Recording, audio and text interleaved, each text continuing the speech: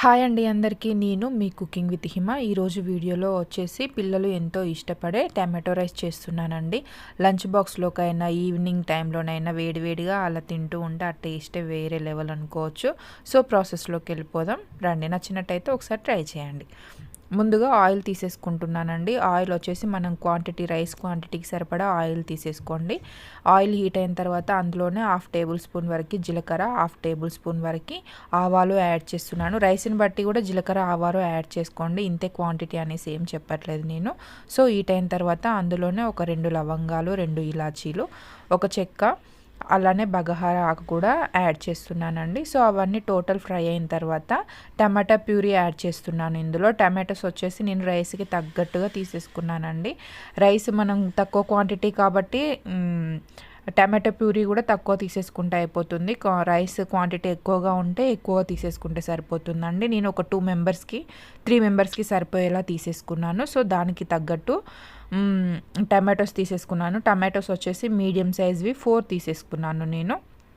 So 4 తీసేసుకున్న వాటిని 4 tomatoes ప్యూర్ని ఇందులో చూపిస్తున్నాను మీకు నేను. అంటే 4 అయితే ఒక 3 మెంబర్స్కి సరిపోయేలాగా చిక్కగా వస్తుంది. కొంచెం థిక్నెస్గా తినే వాళ్ళకైతే చాలా మంచిగా వస్తుంది. లైట్గా తినే వాళ్ళైతే 3 తీసేసుకుంటే సరిపోతుందండి.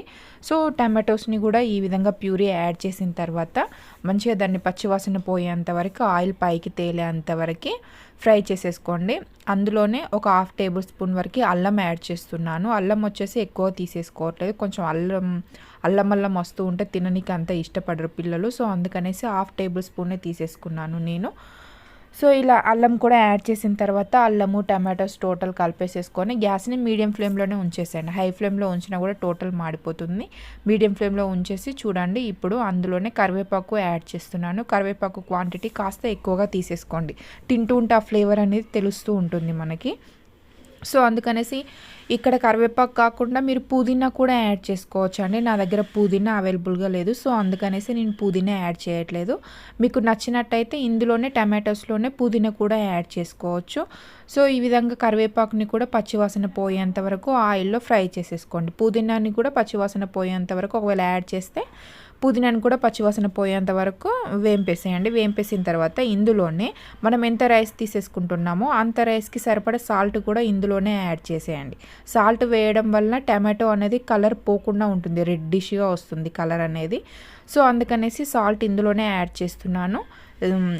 రైస్కి సరిపడా సాల్ట్ యాడ్ చేశాను. యాడ్ చేసిన తర్వాత చూడండి, సాల్ట్ యాడ్ చేయగానే ఎంత చక్కగా వచ్చిందో కలర్ అనేది. సో అందులోనే మనకి టేస్ట్కి సరిపడా కారం యాడ్ చేసేయండి. ఎండు కారం యాడ్ చేస్తున్నాను. మనం ఎంతవరకు కారం తింటామో అంతవరకు కారం యాడ్ చేసుకుంటే సరిపోతుందండి. కారం యాడ్ చేసిన తర్వాత గ్యాస్ని సిమ్లో ఉంచేసేయండి, ఎందుకంటే కారం మాడిపోతుంది. సో అందుకనేసి సిమ్లో ఉంచేసి కలిపేసేయండి. కలిపేసుకున్న తర్వాత ఇంకా కొంచెం ఫ్రై అవ్వనివ్వండి. పచ్చిగా ఉంది చూడండి. ఇప్పుడు పర్ఫెక్ట్గా వచ్చింది మనకి. ఆయిల్ అనేది ఈ విధంగా సపరేట్గా ఒక 2 మినిట్స్ అన్నీ వేగిన తర్వాత చూపిస్తున్నాను మీకు నేను. 2 మినిట్స్ ఆఫ్టర్ చూడండి ఎంత చక్కగా వేగిపోయాయో. మంచిగా కలర్ కూడా ఎంత బాగా వచ్చిందో టమాటోది కూడా. సో ఈ విధంగా మనకి ఆయిల్ అనేది సపరేట్ అయిన తర్వాత చూడండి, నేను ప్రతి ఒక్క వీడియోలో చెప్తున్నా, ఆయిల్ సపరేట్ అయ్యేంత వరకు వేంపేసేయండి. ఆయిల్ సపరేట్ అయిన తర్వాత ఇప్పుడు అందులో మామూలుగా మనం అప్పుడు వండేసి పెట్టేసుకున్న రైస్ కూడా యాడ్ చేసుకోవచ్చు. అప్పటికప్పుడే వండేసిన రైస్ యాడ్ చేయడం వల్ల మెత్తగా అవుతుంది. సో అందుకనేసి కొంచెం కాస్త చల్లారనివ్వండి. వేడి రైస్ అయితే వేడి రైస్ని చల్లారనిచ్చి యాడ్ చేసేయండి. ఒకవేళ మనకి ఆల్రెడీ కూల్గా ఉన్న ఈవినింగ్ వండిన రైస్ నైట్ వేయడమైనా అట్లా ఉంటుంది కదా, సో ఆ రైస్నైనా వేసేయండి. నేను ఈవినింగ్ 4 o'clock వండిన రైస్ని 7 o'clock వేసి చూపిస్తున్నాను మీకు. సో ఈ విధంగా యాడ్ చేసిన తర్వాత ఒక్కసారి ఆ టమాటో ఫ్లేవర్ టోటల్ రైస్కి పట్టేలాగా ఒక్కసారి కలిపేసేసుకోండి. టోటల్ మంచిగా కలిపేసేయండి. గ్యాస్ని మీడియం ఫ్లేమ్లో ఉంచేసేయండి. ఇప్పుడు ఇందాక సిమ్లో పెట్టేసాం కదా, ఇప్పుడు మీడియం ఫ్లేమ్లో ఉంచేసి చక్కగా మంచిగా టోటల్ అన్నీ కలిసేలాగా ఒక్కసారి కలిపేసేసుకోండి. వీడియోస్ చూస్తున్నారు కానీ సబ్స్క్రైబ్ చేసుకోవట్లేదండి. వీడియోస్ కనుక నచ్చినట్లయితే సబ్స్క్రైబ్ చేయండి. చిన్న లైక్ చేయండి. మీరు కూడా లైక్ చేయడం వల్ల ఏంటి అంటే నాకు కూడా ఇంకా కొన్ని వీడియోస్ చేయడానికి సపోర్టింగ్గా ఉంటుంది.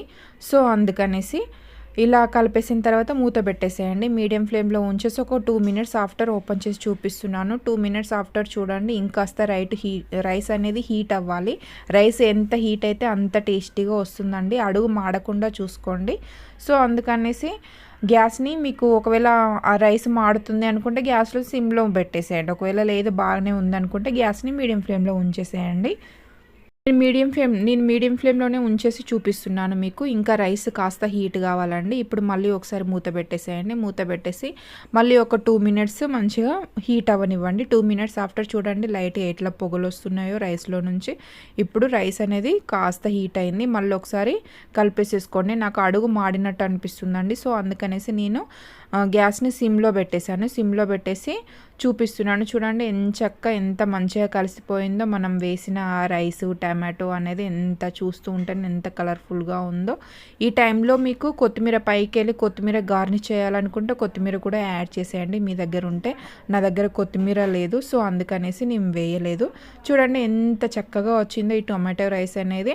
పిల్లలకైతే చాలా టొమాటో రైస్ అయినా టొమాటో కర్రీ అయినా పిల్లలైతే చాలా ఇష్టంగా తింటారండి.